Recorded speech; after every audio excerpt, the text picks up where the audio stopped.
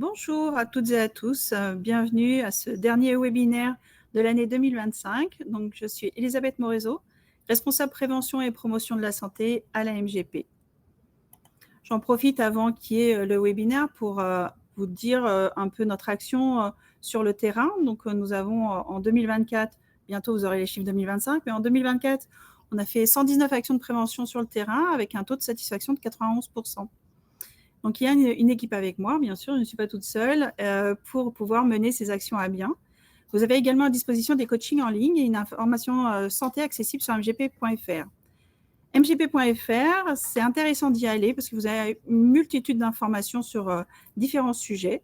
Donc, sur Agir pour ma santé, c'est un espace prévention où vous aurez des articles sur différentes maladies ou problématiques de santé, également des vidéos de présentation de différents exercices de sophrologie que je vous engage à aller voir. Et ensuite, grâce à votre adhésion, dans votre espace adhérent, vous avez accès à My Santé Claire Prévention. Donc, c'est un espace dédié où vous pouvez suivre plusieurs conseils, donc les coachings en ligne, mais également faire un état des lieux sur votre prévention et accéder à plusieurs professionnels de santé, y compris sur les médecines douces.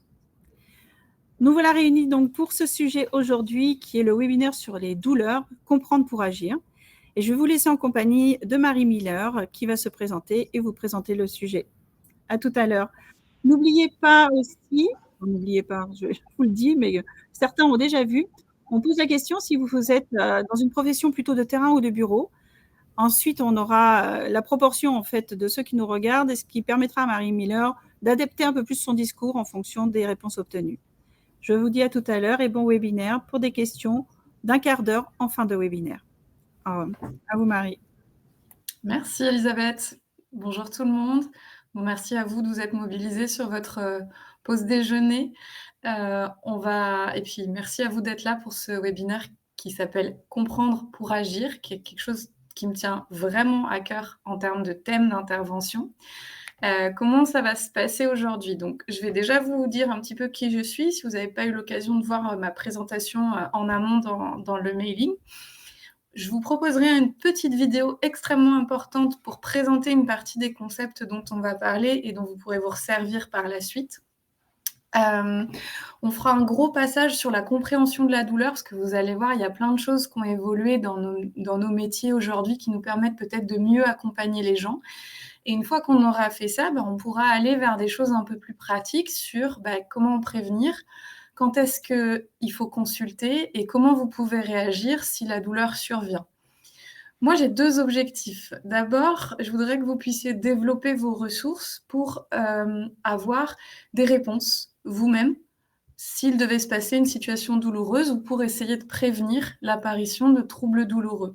Et j'aimerais réussir à ce que ces ressources, elles soient suffisamment accessibles pour que non seulement vous puissiez vous en emparer, mais que vous puissiez aussi les partager aux gens qui vous entourent et qui pourraient eux aussi avoir besoin de ces ressources. On aura donc, comme disait Elisabeth, un temps d'échange entre 15 à 20 minutes à la fin du webinaire. Ça dépend à quel point je vais vite. Et donc, si vous avez des questions pendant la présentation, n'hésitez pas à m'arrêter, à faire signe dans le chat s'il y a des choses qui sont un peu trop floues, si je vais un peu trop vite sur certains concepts. Et si vous avez des questions un petit peu plus spécifiques, on verra ça à la fin. Alors, ce n'est pas forcément l'endroit pour des consultations personnelles, malheureusement, je le regrette. Donc, pas trop de questions très perso. Maintenant, je peux vous donner plein d'infos qui vont aller dans le sens de ce qu'on aura vu déjà dans la présentation. Et puis, s'il y a des gens qui viennent de nous rejoindre, terrain ou bureau, il y a une rubrique à remplir pour que je sache un petit peu d'où vous venez et à quel point vous êtes exposé à quel type de contraintes. Est-ce qu'on attaque? On attaque. Alors, donc moi, je suis kinésithérapeute, je travaille en libéral et j'ai été diplômée il y a un moment maintenant, ça date de 2011, presque 15 ans. Moi, je suis très attachée à la kinésithérapie basée sur la recherche, la littérature scientifique et notamment les neurosciences de la douleur, donc comment on comprend ce concept et comment on s'en empare pour mieux accompagner les personnes douloureuses. J'ai une spécialisation plutôt en prise en charge de la douleur chronique, donc les maladies douloureuses chroniques que vous pouvez tous connaître, qui soient soit des pathologies inflammatoires, soit celles qu'on appelle avec des noms un peu barbares, notamment j'entends la fibromyalgie. Et puis aussi, moi, ce qui m'intéresse globalement, c'est la prise en charge des douleurs qui durent plus qu'elle n'aurait dû durer. Un lumbago qui ne se résout pas comme on aurait voulu, un torticolis qui revient, qui traîne, qui vous embête.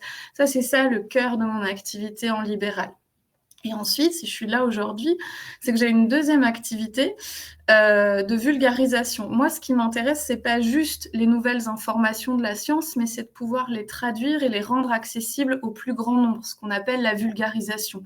Que même si vous n'êtes pas professionnel de santé ou que si vous n'avez jamais eu mal au dos, vous puissiez comprendre comment ça fonctionne, parce que nous, en tant que soignants, on comprend la douleur, et que vous puissiez justement, comme je disais tout à l'heure, vous emparer de ces informations, en faire quelque chose qui vous serve.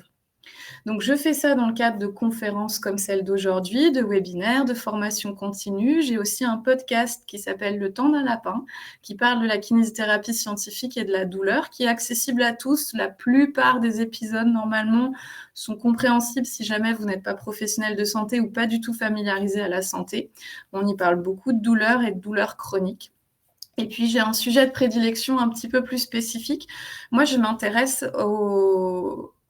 aux discriminations en santé et notamment aux stéréotypes qui s'appellent « c'est dans la tête » pour toutes les personnes qui ont des douleurs qu'on n'explique pas ou qu'on n'explique pas bien. Et moi, je travaille beaucoup sur la question de qu'est-ce que ça fait à ces gens d'être stigmatisés. Et je vous le donne en mille, ça leur fait pas du bien. Donc voilà un peu moi d'où je viens. Pour démarrer, je vais vous passer une petite vidéo. Il y en a pour à peu près 2 minutes. Vous allez voir, elle est très simple. Si j'ai choisi de la montrer aujourd'hui, c'est parce qu'elle présente des concepts dont on va discuter ensuite et surtout parce qu'elle résume très, très bien la suite. Elle résume très, très bien les infos dont vous auriez besoin pour aller mieux à distance, quand je ne serai plus là, si vous n'avez pas de kiné sous la main, si vous n'avez pas de professionnel de santé, vous pouvez déjà commencer à faire des choses avec cette vidéo. Donc, je la lance.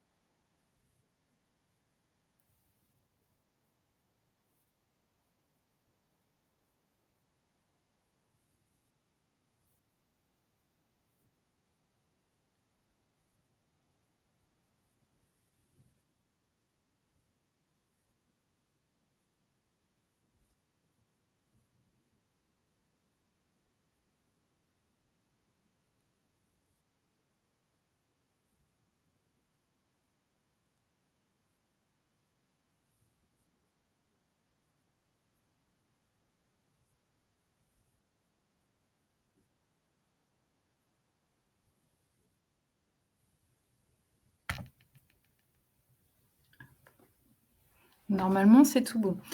C'est une vidéo qui dure 4 minutes 30. On a choisi de vous en passer un court extrait. N'hésitez pas à aller voir la suite. Il parle de tous les mythes qui peuvent exister autour des concepts, notamment le bassin déplacé, l'inégalité de longueur des membres inférieurs, les pieds plats, etc., qui sont des choses dont on parle beaucoup dans les troubles douloureux, mais dont on n'arrive pas à montrer qu'ils sont vraiment des facteurs causaux de douleur et qui malheureusement parfois nous induisent en erreur dans la stratégie à adopter pour résoudre des phénomènes douloureux. Donc voilà, n'hésitez pas à y retourner.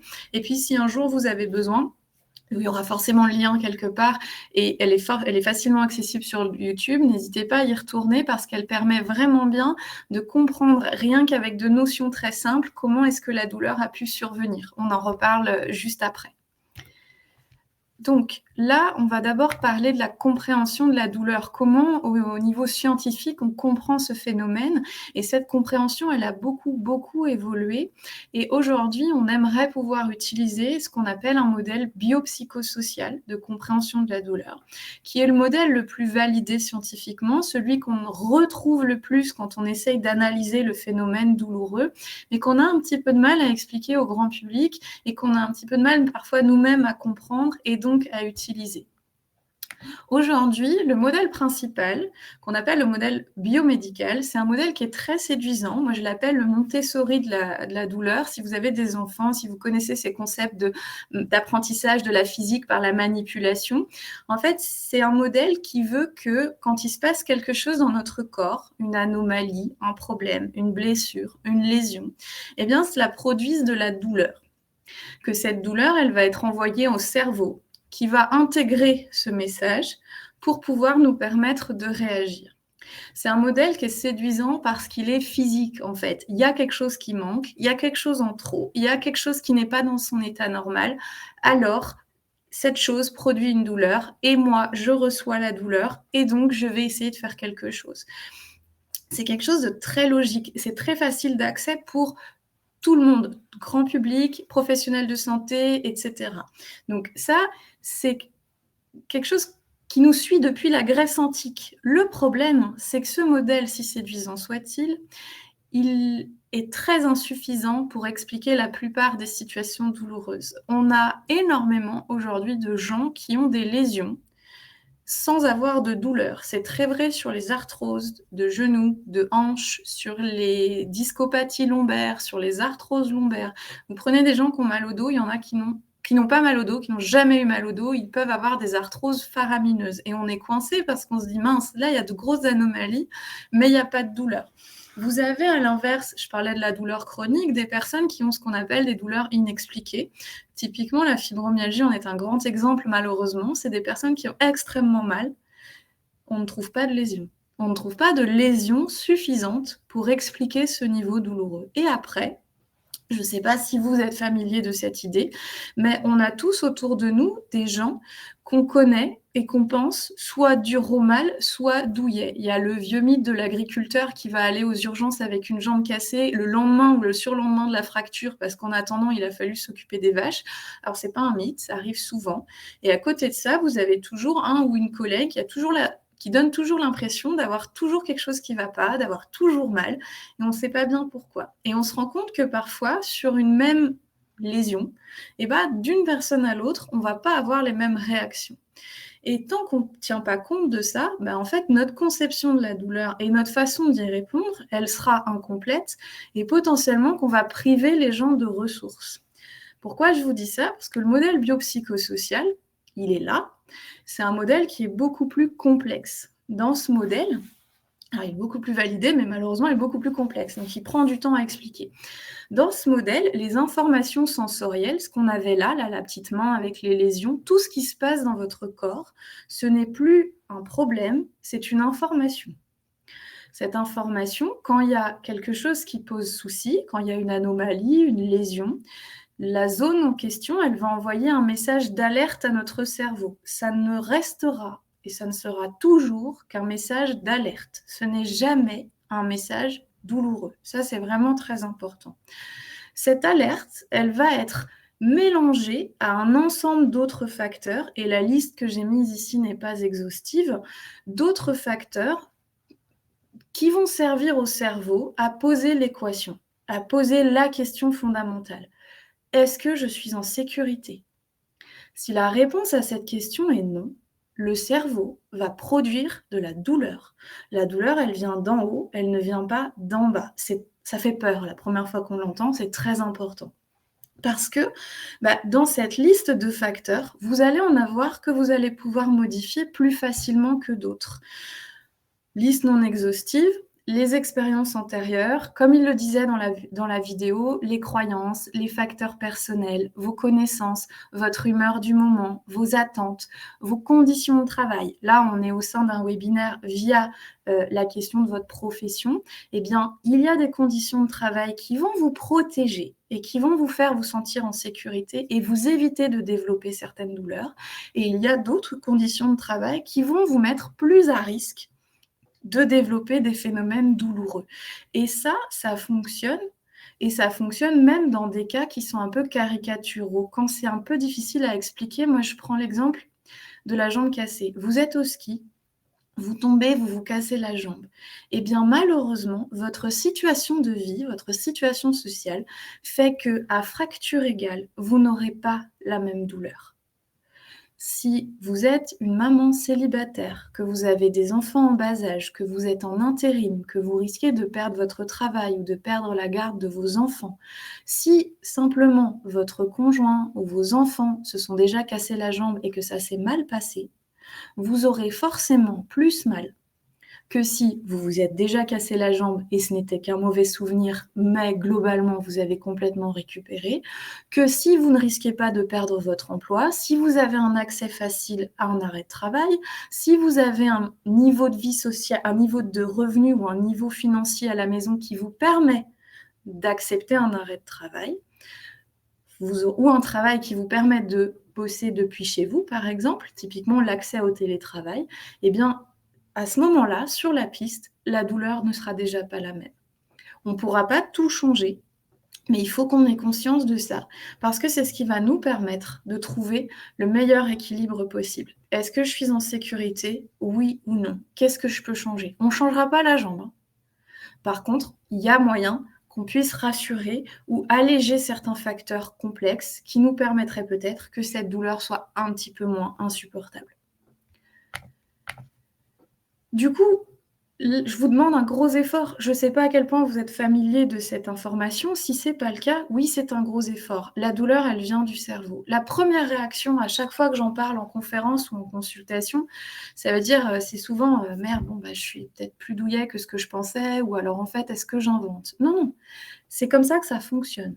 Mais c'est une bonne nouvelle. C'est une bonne nouvelle parce qu'on va augmenter énormément le nombre de leviers qui vont nous permettre d'essayer d'aller mieux. La définition que je donne maintenant de la douleur, qui tient compte de ce phénomène, de ce modèle et de ce concept, c'est que la douleur, c'est un phénomène qui survient quand il y a un déséquilibre entre ce qu'on attend de ma personne et les ressources dont je dispose pour répondre à cette demande. Et j'emploie volontairement cette définition ici quand on est plutôt dans un cadre professionnel, parce que vous voyez forcément le lien avec potentiellement un confort professionnel que vous avez ou un inconfort professionnel. Les troubles musculo-squelettiques, ils n'arrivent pas ils arrivent moins ou ils durent moins longtemps dans les situations où l'environnement professionnel vous sera favorable. Quand les attentes et les ressources seront équilibrées. Si on vous demande beaucoup, mais qu'on vous donne beaucoup de ressources, ça va vous protéger. Si vous savez qu'il y a une différence entre les attentes et les ressources, eh bien peut-être que vous êtes plus exposé à la douleur et que c'est là où votre lutte pour améliorer soit les ressources, soit diminuer les attentes, elle aura du sens à titre professionnel, vous serez plus efficace, mais aussi à titre personnel. Vous aurez moins de souffrance, moins de risque de souffrir, ou si vous souffrez, des chances que ça se passe mieux.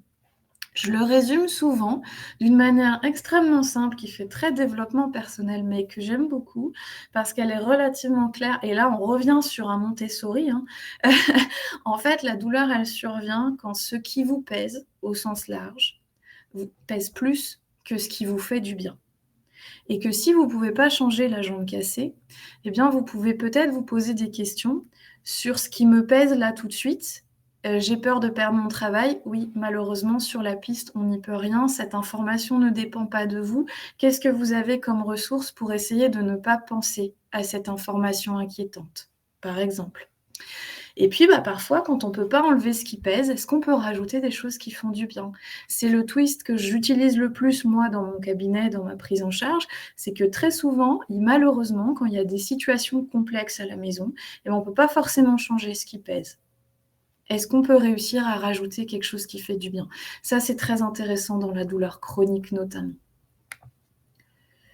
Quand ça dure, la douleur chronique, j'aimerais que vous reteniez une info, c'est qu'on est tous des champions dans ce qui nous est habituel.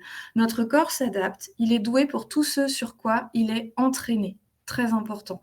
Si vous avez un métier de bureau et que vous travaillez 40 heures par semaine assis ou assise, vous êtes des champions et des championnes de la position assise prolongée. Vous faites une activité physique pas très intense mais complexe que beaucoup de gens qui n'ont pas de métier aussi sédentaire ne sont pas capables de faire.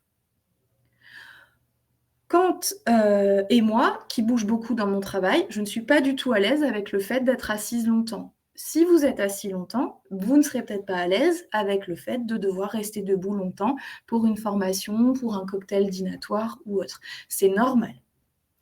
Quand il y a un problème douloureux qui survient, souvent, le temps que la douleur s'estompe, on va moins bouger. Ça, c'est une très bonne chose. Le problème, c'est que souvent, on oublie de recommencer à bouger comme avant. Et le mécanisme qui sous-tend une partie des douleurs qui durent trop longtemps, c'est souvent ça. C'est qu'on a arrêté de bouger. Typiquement, quand on a un lumbago, quand on a une douleur aiguë au niveau lombaire, on a souvent mal quand on se penche en avant. Donc, on va arrêter de se pencher en avant. Le temps que la douleur, elle passe dans les 15 jours, 3 semaines, c'est bien. C'est une bonne chose. Le problème, c'est que la douleur, elle va diminuer. Et comme on n'a pas arrêté de vous dire qu'il ne fallait pas vous pencher en avant, qu'il fallait plier les genoux, que vous auriez dû faire autrement, vous n'allez pas recommencer à vous pencher en avant. Le souci, c'est que vous allez perdre en performance sur le fait de vous pencher en avant. Ça va devenir un mouvement inhabituel pour vous. Et ce mouvement inhabituel, potentiellement, votre corps, il va encore plus y réagir. L'alerte qui sera donnée à chaque fois que vous allez vous pencher en avant, elle risque d'être un peu plus forte. Et cette alerte, elle risque de vous faire basculer du côté insécure et de la production douloureuse.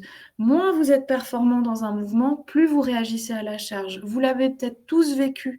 Si vous avez un métier sédentaire, vous êtes parti 3 semaines en vacances, en rando, vous avez marché, vous avez bougé. Premier soir de la reprise, j'ai mal au dos. Oui, parce que ça fait 3 semaines que vous n'avez plus fait cette activité et surtout pas dans la durée. Et ça, c'est normal, mais c'est quelque chose dont il faut avoir conscience. Parce que malheureusement, les modèles ont changé. Si vous avez une douleur tendineuse, si vous avez une douleur au dos, si vous vous êtes fait mal en déménageant un frigo, si vous attendez 10 ans, vous n'allez pas pouvoir porter un frigo dans 10 ans si vous ne faites rien pour développer vos compétences pour le faire. Et ça marche dans le travail, mais ça marche pour chaque mouvement. Chaque mouvement que vous allez éviter de faire, ou chaque mouvement que vous allez avoir peur de faire, ou que vous ferez moins chargé, vous ne pouvez pas développer votre compétence à le faire charger. Et sur l'exemple de se pencher en avant, malheureusement, c'est très très difficile de toujours plier les genoux. C'est plus quelque chose qui est recommandé quand on prend en compte le modèle biopsychosocial. Aujourd'hui, moi, je préfère 1000 fois que vous soyez bon et entraîné à vous pencher en avant dos rond, parce que c'est des choses qu'on va faire tout le temps, qu'on va être amené à faire très souvent. Pour peu que vous ayez des enfants en bas âge ou des animaux à la maison, ce sera une nécessité. Alors, ce qui m'intéresse, c'est qu'on s'entraîne, plus qu'on évite. Quand je me suis penchée sur le public d'aujourd'hui et les gens qui allaient venir à ce webinaire, je me suis posé des questions sur les spécificités de vos métiers. Alors, j'ai vu qu'il y avait principalement des gens qui avaient un travail de bureau aujourd'hui. Ça ne m'empêchera pas de parler pour tout le monde.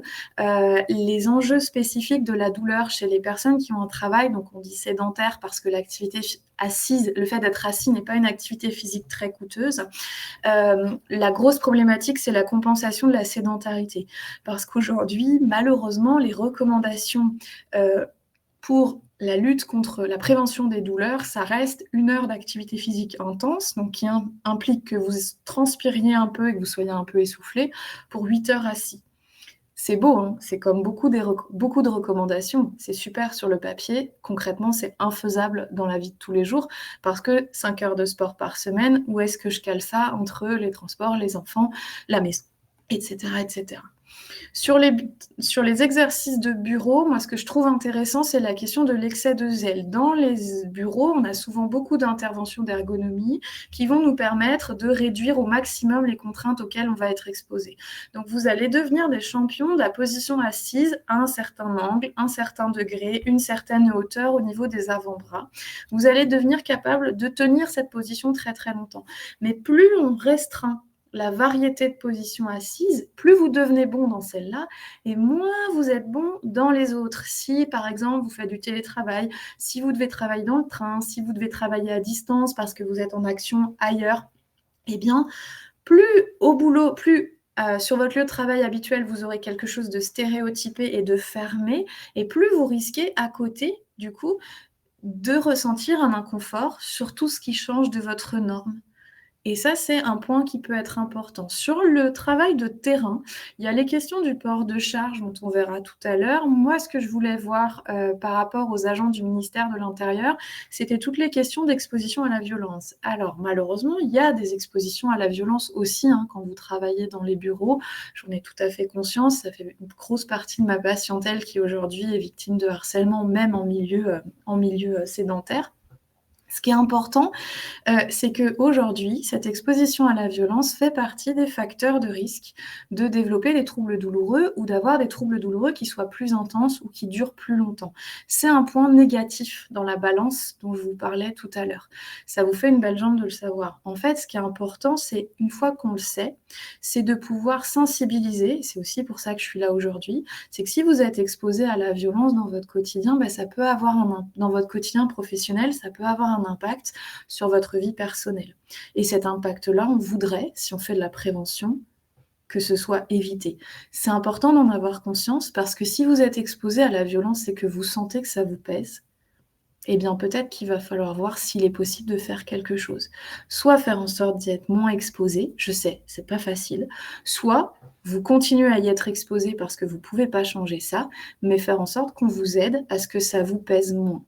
Pourquoi je dis ça? Parce qu'on n'arrête pas de dire aux gens c'est dans la tête, c'est dans la tête. Oui, le problème, c'est qu'aujourd'hui, chez les forces de l'ordre, alors moi je parle des forces de l'ordre, là on n'a pas beaucoup de littérature en France, donc dans le système militaire américain, les personnes qui sont en détresse psychologique ou en souffrance psychologique sont des personnes qui vont avoir plus de douleurs lombaires et des douleurs qui vont durer plus longtemps. La détresse psychologique, ça se manifeste par quoi? Des troubles de l'appétit, des pensées négatives, des pensées obsessionnelles, quelqu'un qui parle de sa douleur tout le temps, qui vous dit tout le temps que ça va pas. Quelqu'un qui vous dit « je pense qu'il y a quelque chose de grave dans mon corps, je pense que je me sens fragile, je me sens faible, je vieillis ».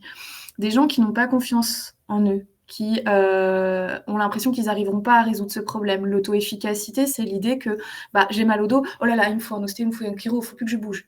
Eh bien, si vous êtes dans cette démarche-là, si vous avez un collègue qui a ce genre de propos, à ce moment-là, c'est un collègue qui va être plus exposé à des troubles douloureux. Et ce que je trouve important dans les milieux professionnels, c'est de pouvoir dire, voilà, là, je vous ai donné cette information, vous allez pouvoir peut-être apprendre à veiller sur vous. Ok, là, je sens qu'il y a des choses qui pèsent chez moi, ça ne va pas, il va peut-être falloir qu'il y ait des choses qui changent. Et puis, veiller sur les autres. Parce que les gens que vous voyez autour de vous qui vont être dans ce genre de discours, c'est des gens qui vont être exposés à de l'inconfort et on ne veut pas que ces gens y vivent de l'inconfort. On voudrait que les gens y vivent le mieux possible. Donc, c'est des points qui sont importants et dont il est extrêmement important de parler. Et je suis contente de l'opportunité de pouvoir vous en parler aujourd'hui. On attaque sur quelque chose de plus pratique. Je suis désolée pour ce petit passage qui pouvait être un petit peu lourd. Comment prévenir la douleur? Eh bien, je vous ai parlé de déséquilibre. Eh bien, cherchons l'équilibre et vous verrez que potentiellement, le risque de troubles musculo-squelettiques sera moins important. 2 options, booster sa capacité ou charger. Booster sa capacité, en fait, on reprend les éléments qui ont été vaguement évoqués dans la vidéo et dont je vous parlais tout à l'heure. Posez-vous la question, est-ce qu'aujourd'hui, ma vie, elle correspond à mes valeurs, mes envies et mes besoins, moi, en tant que personne? Je travaille un petit peu auprès de femmes victimes de violences. Je peux vous garantir que les femmes sont assez mauvaises à cet exercice par rapport à malheureusement, la façon dont la société est construite et dont elles grandissent dans cette société. Les hommes ne sont pas exclus non plus. Est-ce qu'aujourd'hui, vous êtes en accord avec tout ça. Votre vie de tous les jours, elle est en accord avec ce que vous êtes et qui vous êtes. Est-ce que vous savez qui vous êtes, qui vous avez envie d'être? Est-ce que vous avez de quoi mettre dans votre balance de ce qui fait du bien? Est-ce que vous avez de vrais loisirs? Est-ce que vous dormez bien? Est-ce que vous faites une activité physique où vous sentez que vous dépensez, vous êtes fier de votre corps, de ce que vous faites avec? Est-ce que votre vie professionnelle, c'est plutôt quelque chose qui vous pèse ou quelque chose qui vous aide? Est-ce que votre vie sociale et affective, pareil, de quel côté de la balance ça se situe? Et puis, si vous avez un moment, peut-être pas un moment où vous êtes seul, est-ce que vous pouvez ouvrir la porte à la question de tout ce qui va peser et qui peut être pénible? La peur, le stress, les émotions négatives et la charge mentale et les violences. Est-ce que tout ça, est-ce qu'il y a des choses dans tout ça qui sont dans votre balance de ça pèse? Parce que si c'est le cas, alors que vous n'avez pas de troubles douloureux, ça veut dire qu'aujourd'hui, votre équilibre, il n'est pas optimal. Il pourrait être meilleur. Ça ne veut pas dire que vous allez forcément avoir mal. Mais ça veut dire que si aujourd'hui, dans une situation où vous n'avez pas l'espace mental bouffé par la douleur, que vous avez peut-être un peu de temps ou un peu d'envie de remettre un peu d'équilibre là-dedans, si vous pouvez le faire, vous allez forcément vous rendre service à un moment ou à un autre. Au niveau de la charge, je vous montre une diapo. Alors, elle n'est pas récente, celle-là. C'est une courbe de la clinique du coureur sur les douleurs et la course à pied. Elle date de 2000 ans. Elle est le meilleur exemple, je trouve, comme la vidéo de tout à l'heure, qui vous permettent, quand vous avez des troubles douloureux ou si vous voulez prévenir la douleur, de voir un peu, de faire des choses par vous-même. Vous avez 3 courbes, une bleue, une verte, une rouge. La bleue, c'est ce que vous faites. La verte, c'est la quantité de contraintes nécessaires pour créer des adaptations, donc progresser. Et la rouge, c'est votre limite. Ça, c'est la courbe de ce qu'ils appellent le stress mécanique. En anglais, le stress, c'est la contrainte qu'on va impliquer à un tissu. Ça a été développé à l'origine pour les tendons, les muscles, les ligaments. C'est évidemment adaptable aux catégories qu'on a vues tout à l'heure, puisque ça peut marcher pour le stress, l'anxiété, la peur, et ça peut marcher sur plein d'autres éléments différents. Vous avez, donc en bleu, c'est la courbe de ce que vous faites. Le début, là, tout à votre gauche, c'est une zone de repos. Je ne fais pas grand-chose, donc je ne fais pas suffisamment d'activité pour progresser. Ensuite, si là, vous voyez, il y a une petite portion où la personne, elle fait des activités en quantité suffisante pour dépasser la courbe verte, à ce moment-là, si vous êtes là, vous allez progresser. Et donc, comme vous voyez ici, la courbe verte va monter, mais la courbe rouge aussi. Ça veut dire que, comme il le disait dans la vidéo, si vous avez une activité régulière, rythmée, progressive, que vous montez lentement, vous allez progresser et vous allez maintenir un haut niveau de fonctionnement qui fait que si un jour un trouble douloureux arrive, vous aurez déjà une plus grande marge pour récupérer. On parlera du pic douloureux après, donc sur comment la douleur arrive. Mais globalement, si vous voulez pouvoir porter un frigo dans 5 ans parce que vous avez un enfant qui va peut-être quitter le nid dans 5 ans, c'est maintenant que dans vos activités physiques, vous devez vous poser la question de qu'est-ce que je fais pour m'entraîner à porter un frigo. C'est pas le jour où vous avez le frigo sous le nez qu'il faut vous rendre compte que ça fait 15 ans que vous n'avez rien porté, parce que malheureusement, les informations qui circulent sur le mal de dos vont nous pousser à ne pas porter. Quand je fais un point avant de parler de réaction sur quand est-ce qu'on consulte et quand est-ce qu'on consulte son médecin. Là, je vous parle de signes. Vous avez beaucoup de gens qui pourraient vous donner des réponses à votre douleur en accès direct, notamment les chiropracteurs, les ostéopathes, les kinés un petit peu bientôt, mais ce n'est pas encore tout à fait dans les clous. Là, ce sont des signes qui nécessitent que vous voyiez un médecin. Pourquoi ? Parce que malheureusement, si ce n'est pas un médecin que vous allez voir, vous risquez de perdre du temps. Et là, c'est important en termes de prévention et de prévention des problèmes graves. Vous avez plusieurs types de signes. Si vous avez eu mal parce que vous avez eu un choc, accident de voiture, vous êtes tombé, on vous a tapé dessus, je ne sais pas, la douleur est arrivée rapidement dans le contexte de ce traumatisme. Si vous avez de la fièvre, si vous avez une perte de force, vous lâchez des objets, et surtout si c'est arrivé brutalement, si vous ne sentez plus votre pied, si vous avez une jambe qui se dérobe, et donc trouble sensitif aussi, je sens plus mon pied, je sens plus ma main, ça, ce sont des urgences. Ce sont des urgences. Alors, c'est difficile pour moi de juger parce qu'il y a plein de possibilités, mais il faut que dans les 3 jours, vous ayez vu un médecin. Et au pire, ce ne sera pas si grave, mais au moins, vous aurez vu un médecin qui aura éliminé une hypothèse problématique. Si vous avez des réveils nocturnes, notamment entre 2 et 4 heures du matin, que vous êtes particulièrement fatigué alors qu'il n'y a pas de raison et que vous perdez du poids alors qu'il n'y a pas de raison non plus, c'est moins urgent, mais il faut que sous 3 semaines, vous ayez vu un médecin en lui parlant spécifiquement de ces problèmes. J'ai mal au dos et je me réveille la nuit, je perds du poids, je suis fatiguée. Il faut que ces informations-là, elles arrivent aux oreilles d'un médecin. Ensuite, eh bien, il y a des signes plus relatifs. Si la douleur est très forte, si l'intensité de la douleur augmente, si le territoire douloureux augmente, si ça fait plusieurs semaines que ça dure, il faut savoir par exemple qu'un lumbago, on a 80% de résolution spontanée à 3 mois. Donc si vous faites rien, 3 mois plus tard, 80% des personnes n'ont plus mal au dos. C'est très long, 3 mois. C'est très très long. Si ça fait 6 mois, ça va, ça vient. Non. Si ça fait un mois et demi et que c'est aussi douloureux qu'au début, non plus. Donc, je disais la fatigue. Et puis, un dernier point qui est important, c'est que tout à l'heure, on a vu tout ce qui est, quand je vous parlais de la fracture de jambe au pied des pistes, si vous êtes paniqué, si cette douleur, elle vous fait peur, si vous avez besoin d'être rassuré, ça suffit comme motif de consultation. Comment on réagit aujourd'hui à la douleur? Bon, il y a une douleur qui arrive chez vous. Posez-vous la question de base, la plus simple. Est-ce que quelque chose a changé dans mon rythme ou dans ma vie? Si quelque chose a changé dans votre rythme, ce sera probablement plutôt ou en amont un problème de charge. S'il n'y a pas de changement de rythme, mais c'est plutôt un changement de vie ou qu'il n'y a pas de déclencheur évident, c'est arrivé comme ça, bizarrement, c'est monté petit à petit, vous n'avez pas bien vu pourquoi, ce sera peut-être plutôt un problème de capacité.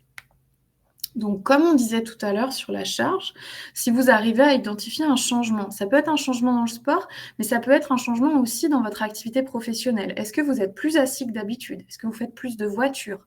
Est-ce que vous êtes plus debout? Est-ce que vous faites moins ou plus d'allers-retours à la photocopieuse? Ça peut être si ça existe encore la photocopieuse.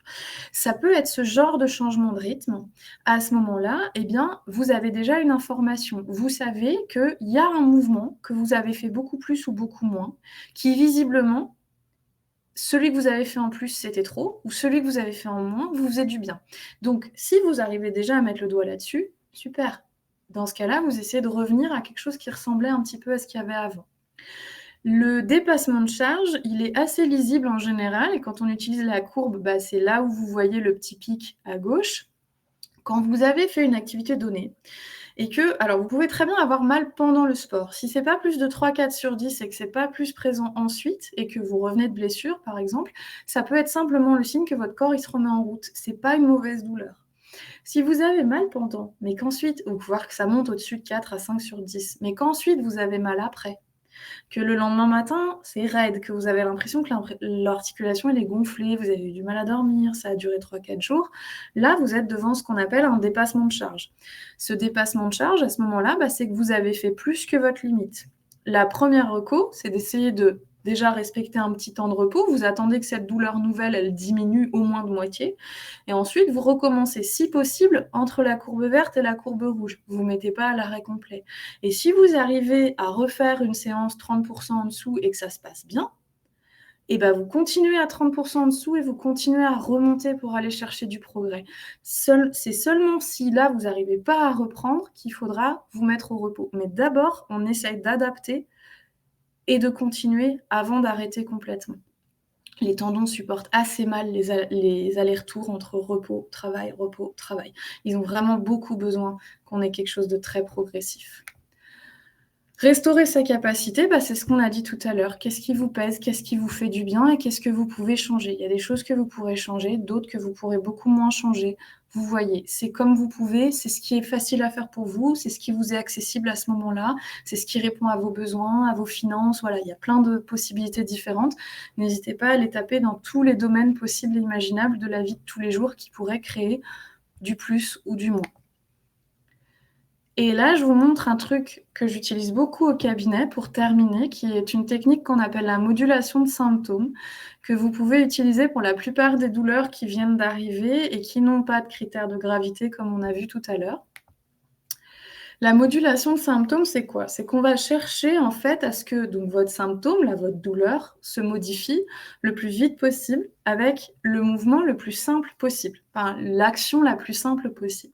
Pourquoi? Parce que ça veut dire que si on trouve un truc très simple et que ça vous fait du bien, bah, que c'est probablement ça qui vous a manqué, c'est probablement ça dont vous avez besoin, c'est peut-être ça votre médicament et ce serait dommage de s'en passer, surtout si c'est simple d'accès.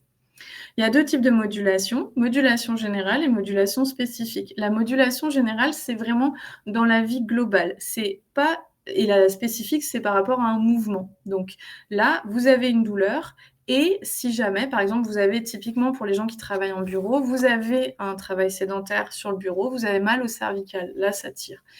Est-ce que je peux changer un tout petit peu mes conditions dans la situation qui me fait mal? Est-ce que je peux relever un petit peu mon bureau pour avoir les épaules un peu surélevées? Ou est-ce qu'au contraire, je peux baisser un petit peu mon bureau pour avoir les épaules un peu plus basses? Quand c'est que d'un côté, ça peut être intéressant de tourner l'ordinateur pour tourner un peu la tête. Ça peut être intéressant de monter ou de baisser un petit peu l'ordinateur. Pourquoi? Parce que peut-être qu'en ce moment, c'est de ça dont vous avez besoin. Si vous arrivez à trouver une petite modification qui suffit, très bien. Ça peut suffire à ce que ça s'arrête tout seul et que ça ne revienne pas. Et ça vous donnera l'auto-efficacité dont vous avez besoin pour vous rendre compte que vous êtes capable de faire des choses simples qui peuvent résoudre un problème. Il y a des gens qui vont beaucoup mieux quand ils sont concentrés sur quelque chose. Si vous avez mal quand vous êtes dans votre voiture, par exemple, mais que quand vous êtes concentré sur quelque chose au travail ou que vous êtes au sport et que vous êtes concentré sur votre séance de sport, vous n'avez plus du tout mal, et ben c'est intéressant. Ça veut dire que la balance de sécurité, elle va être fortement influençable par votre niveau de concentration sur autre chose, si vous pouvez pousser là-dedans. Essayez de privilégier les tâches qui vous demandent beaucoup de concentration, qui vous permettent d'oublier que vous avez mal. Vous risquez pas de mettre sous le tapis un problème grave, ça c'est pas possible. Par contre, vous allez vous offrir du temps sans douleur et chaque heure sans douleur, c'est une heure qui rassure, c'est une heure qui détend, c'est une énergie que vous utilisez autrement et c'est déjà positif. On a aujourd'hui à peu près 20% des gens qui, quand ils ont mal au cervical, s'améliorent quand ils font des squats ou quand ils font l'exercice de la chaise. Pourquoi? Parce qu'on se rend compte que certains exercices physiques intenses et la sollicitation de gros muscles à distance peut vraiment permettre d'aider certains phénomènes douloureux. Et ça marche tout de suite. Ça marche pas toujours à moyen ou long terme, mais à très court terme, ça marche très bien. Et en fait, si vous avez mal au cervical ou si vous avez mal au bras et que vous aimez faire de la musculation, fatiguez-vous les jambes. Faites des grosses séances de jambes. Donnez-vous des courbatures. Et là, j'en viens au dernier point. Le mal par le mal. Oui, le cerveau, il n'est pas très bon pour produire 3-4 douleurs en même temps.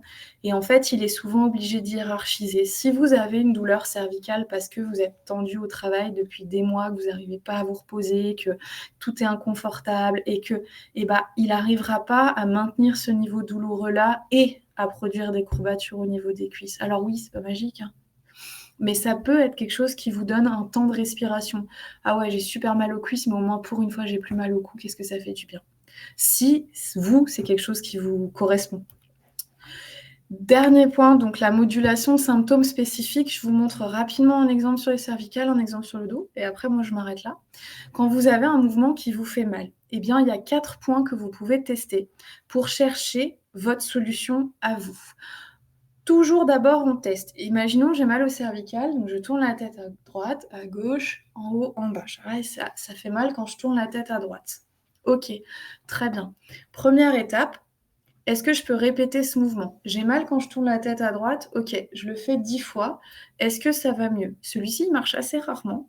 Mais si vous faites partie des chanceux pour qui ça marche, ça y est, vous avez votre première solution pour essayer de faire en sorte que cette gêne disparaisse. Quand ça ne marche pas, est-ce que je peux modifier un peu le mouvement? Et sur les cervicales, celui qui marche le mieux, ça restera de pousser votre tête du côté qui fait mal. Donc là, c'est plus ma tête, c'est plus moi qui tourne, c'est vraiment ma main qui pousse. Est-ce que si j'en fais 10, au bout des 10, quand je reviens, ah ouais, c'est peut-être un peu mieux, oui ou non? Si ça ne marche pas, ensuite, on peut parler de contraction isométrique. La contraction isométrique, Blandine, on peut laisser en grand si tu veux avec moi, c'est pas gênant la diapo, j'en ai moins besoin. Merci. Ça vous gênera peut-être moins les allers-retours. Donc, la contraction isométrique, troisième point, en fait, je vais faire travailler le muscle qui fait ce mouvement, sauf que je ne vais pas bouger. Donc, qu'est-ce que je fais? Je mets une résistance et je pousse ma tête sur ma main. Là, je tiens 4-5 secondes, je relâche 4-5 secondes, je recommence. Et ensuite, je reteste. Est-ce que ça va mieux? Et le dernier élément, est-ce que le mouvement contraire fonctionne? Et dans ce cas-là, pour mon exemple-là, est-ce que si je pousse ma tête à gauche 10 fois, ça me fait du bien? Je ne peux pas vous dire de quelle catégorie vous allez relever, mais il y a la plus grande majorité des patients qui, sur ces 4-là, s'ils n'ont pas été améliorés par les exercices physiques intenses à distance, vont ressentir une amélioration. Et si c'est votre cas, tant mieux. Ce que je vous recommande à ce moment-là, c'est d'essayer de faire beaucoup le mouvement qui vous a convenu. Moi, je dis 80 à 120 par jour pendant au moins 3 jours. Et ensuite, si effectivement votre situation douloureuse s'améliore, tant mieux. Si vous osez, vous essayez de ne plus rien faire et vous voyez si c'est passé et si ça a suffi. Un qui marche très bien pour les cervicales, c'est souvent les rétractions. Si vous avez déjà été chez le kinésithérapeute, vous avez peut-être déjà vu ça. Les rétractions, c'est le fait de reculer la tête. C'est faire un double menton. J'imagine que ma tête, elle est sur des rails et je vais reculer ma tête en arrière. Parce que très souvent, les cervicales, on les bouge comme ça. Mais on a oublié qu'ici, quand on est au travail, juste là derrière, souvent, on est un peu tendu comme ça. Et on a oublié que cette partie de la nuque, elle est aussi faite pour être étirée. Et donc, je vais reculer ma tête. Je peux m'aider de ma main pour la pousser. Je ne vais pas regarder par terre, juste je recule ma tête. Et ça, c'est un de ceux qui marche bien si les 4 n'ont pas fonctionné. Pour les dos, là, je me recule un petit peu. Très souvent, on a mal au dos quand on se penche en avant. C'est la plupart des cas. Très souvent, la répétition dos penché en avant ne fonctionnera pas parce que si vous avez mal penché debout en vous penchant, vous pouvez en faire 10, 20, vous risquez que ce soit plus dur. Un qui fonctionne bien en modification de mouvement, c'est de le faire assis. Vous mettez les mains sur vos genoux et vous glissez les mains jusqu'à vos pieds et vous essayez de vous détendre. Et si vous avez mal au dos et au cervical depuis longtemps, vous allez vous rendre compte que vous descendez comme ça. Mais vous n'allez pas réussir à lâcher. Et si vous ne savez pas lâcher, ça veut dire que la tension en général chez vous, elle est importante et que c'est peut-être justement intéressant d'y arriver. Ça marche aussi quand vous êtes debout. Si vous vous penchez en avant, vous verrez, si vous connaissez les gens qui ont mal au dos, la plupart des gens qui ont mal au dos, ils se penchent comme ça. Parce qu'on leur a appris qu'il ne fallait pas pencher. Le problème, c'est que ça tend. Et que si, quand je penche, je me relâche, je lâche la tête, je regarde mon nombril, je laisse tomber mes épaules et je laisse mon dos s'arrondir, là, j'autorise mon dos à s'arrondir, je peux descendre en soufflant, ça fonctionne. Et ça veut dire que c'est quelque chose qui vous manque. Et pas que vous n'êtes pas assez musclé, mais plutôt que vous êtes trop tendu et vos muscles sont trop présents et que vous n'arrivez pas à apporter cette détente dont votre corps il a besoin. Et le dernier dont je voulais vous parler pour le dos, c'est que souvent, il a été très à la mode ces dernières années, donc vous l'avez peut-être vu aussi, le mouvement contraire qui va marcher le mieux dans les situations où vous avez mal au dos quand vous vous penchez en avant, qu'on utilise beaucoup sur les lumbagos quand le test est bon, c'est-à-dire j'ai mal au dos, je me penche en avant, puis ça fait mal, c'est le mouvement penché en arrière. Celui-ci marche très bien, à condition que vous arriviez à vous pencher en arrière, hop, sans contracter ni les lombaires ni les fesses. On n'est pas en train de faire des pompes, on est en train d'essayer de venir cambrer le dos détendu. Et cambrer le dos détendu, ça veut dire j'étire l'avant, je détends les muscles postérieurs, je redonne un petit peu de passage, un peu de fluidité au nerf. Et celui-ci, en général, il marche assez bien chez les personnes qui ont des douleurs aussi de type sciatique. Voilà, je crois que pour moi, c'est tout. Je crois qu'en Tamil, on n'est pas trop mal. Tout à fait. Donc, on a pu évoquer plusieurs points. On avait une question, une des premières questions par rapport aux obligations de l'employeur de fournir du matériel adapté, que ce soit des sièges ergonomiques ou des bureaux assis debout. Est-ce que vous savez quelque chose sur ce sujet ou justement, si l'employeur ne le fait pas, qu'est-ce qu'on peut, nous, à notre échelle, faire pour se soulager? Oui. Alors, c'est une question qui est intéressante. Parce que on n'est pas tous égaux, même au sein de l'Union européenne. Vous avez des questions qui se posent maintenant sur le fait de faire porter aux employeurs la charge des premiers jours d'arrêt de travail, ce qui est le cas dans d'autres pays d'autres pays de l'Union européenne et hors UE. Et du coup, de forcer les employeurs à nous donner les conditions de travail les plus optimales. Effectivement, je suis pas sûre qu'aujourd'hui, le problème, c'est que la vérité est difficile à définir et en fait, vous allez avoir des informations très variées d'un système politique à un autre, d'une entreprise à une autre, ce qui fait que c'est quoi un fauteuil confortable? Pendant longtemps, on s'est dit, bah, les ballons, c'est bien, il faut être assis sur un ballon. Et puis finalement, ce serait bien d'être debout. En fait, malheureusement, à chaque personne va correspondre une situation de confort. Et si votre employeur ne vous fournit pas le matériel nécessaire et que vous n'êtes pas confortable sur ce matériel, bah, la question à se poser, c'est quand est-ce que vous êtes confortable et qu'est-ce que vous pourriez vous mettre en place pour que les choses soient un peu différentes. Clairement, hein, je vois la question, les fauteuils s'apparentent à des chaises d'école en bois. Alors, il y aura peut-être des gens qui seront très confortables là-dessus, mais je pense que c'est assez peu. Je ne sais pas comment vous pouvez forcer votre employeur à vous fournir du matériel de qualité, à part en passant par la médecine du travail, et ensuite de voir de quoi est-ce que vous avez besoin. Parce qu'il y a des gens qui vont, typiquement, hein, les souris latérales, il y a des gens qui adorent, il y en a d'autres qui détestent. Ça va plutôt être au sein de vos habitudes, au sein de votre façon de travailler, qu'est-ce qui vous fait du bien. Mais malheureusement, cette obligation-là, je ne crois pas qu'elle soit définie en France. Effectivement, je pense que c'est sur la sécurité, mais pas forcément sur le confort, mais c'est une question qu'on peut creuser. Je ne vois pas d'autres questions. N'hésitez pas, hein, si vous avez des questions ou des suggestions ou toute autre chose. S'il y a pas d'autres questions, sinon on va bientôt arrêter le webinaire. Et je vous remercie pour ceux qui ont participé, de bien vouloir répondre à notre enquête. Donc c'est un icône que vous avez en haut à droite, en dessous le chat justement, qui nous permet de savoir si ça a correspondu à vos attentes et quels sont les éléments que vous aimeriez voir abordés dans un prochain webinaire. Le prochain webinaire que l'on fera, c'est le 16 janvier sur l'activité physique et l'alimentation, leur influence sur le diabète et le cholestérol notamment. Donc, n'hésitez pas à vous inscrire lorsque nous vous enverrons le lien pour ce webinaire. Je regarde si j'ai encore des questions, mais je n'en vois pas. Non, il faut croire que... C'était complet. En tout cas, on a appris des choses. Merci beaucoup. Donc, il y a des notions Merci Thierry. Des notions qui vont être retenues et sur effectivement les astuces de mouvement. Je pense que c'est bien de pouvoir l'appliquer. N'hésitez pas à l'appliquer au quotidien.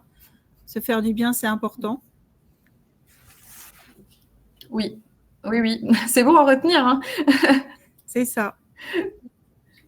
Donc voilà, merci beaucoup pour vos retours. Si le webinaire est disponible, il y aura une petite vidéo supplémentaire, mais qui est pour la gourmandise. On peut la mettre là si vous le souhaitez, hein, pour ceux qui sont encore avec nous. Ça pour peut ceux permettre. qui sont encore là, oui, c'est possible. Je la lance ? Oui. C'est bon.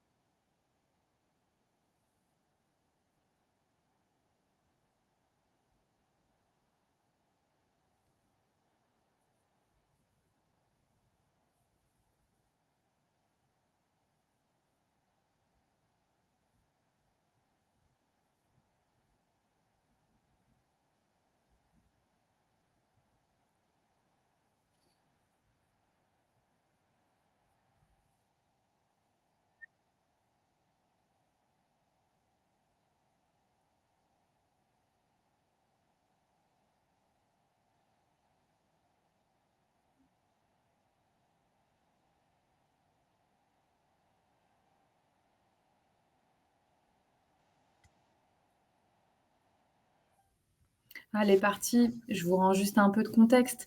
C'est une vidéo que moi j'aime beaucoup, qui parlera beaucoup si vous avez des enfants. Elle met en lumière une technique qu'on utilise de plus en plus aujourd'hui dans le soin à la douleur chronique, qui dérive de la thérapie d'acceptation et d'engagement. Le crocodile, ça peut être ce que vous voulez qui vous pose problème. Ça peut être de la peur, ça peut être du stress, ça peut être des personnes, enfin pas des personnes violentes, celles-là on ne veut pas les apprivoiser. Ça peut être de la peur, du stress ou de la douleur. Et en fait, dans la douleur chronique, il y a un gros problème, c'est que souvent les personnes, elles ne font plus que ça, de lutter contre la douleur. Ce n'est plus que ça leur vie, d'essayer de ne pas avoir mal. Et dans la douleur, justement dans le soin à la douleur, on se rend compte que parfois quand on arrête d'essayer de ne pas avoir mal, on a toujours mal, mais on peut faire des choses chouettes malgré tout. C'est très résumé, mais parfois arrêter de lutter contre, c'est pertinent parce que ça réouvre certaines portes. Et les personnes douloureuses chroniques qui vont mieux, c'est pas celles qui attendent de plus avoir mal, c'est celles qui arrivent à vivre de belles choses en ayant mal, et où petit à petit, le crocodile, il mord moins fort, il est moins violent et il est moins intrusif.